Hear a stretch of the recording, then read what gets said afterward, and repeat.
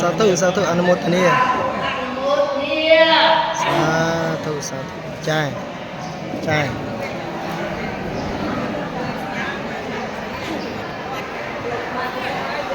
សូមអនុមោទនាយ៉ាងសូមឧទ្ទិសផលនេះណាបាទខ្ញុំសូមជូនវគ្គផលចំពោះទៅដល់មេកាបៃតាគុណគ្រូឧបជាយាចា7សន្តានជីដូនជីតារស់នៅក្ដីណាលោកម្ចាស់ចែកឋានសូមជូនវគ្គផលកុសលកម្មកាមសូមសុខសាន្តសាន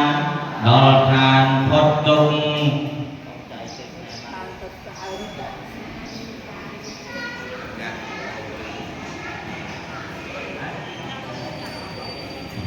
ឧត្តមយ៉ាងមានណាមន្តេហੰកាព្យੰសង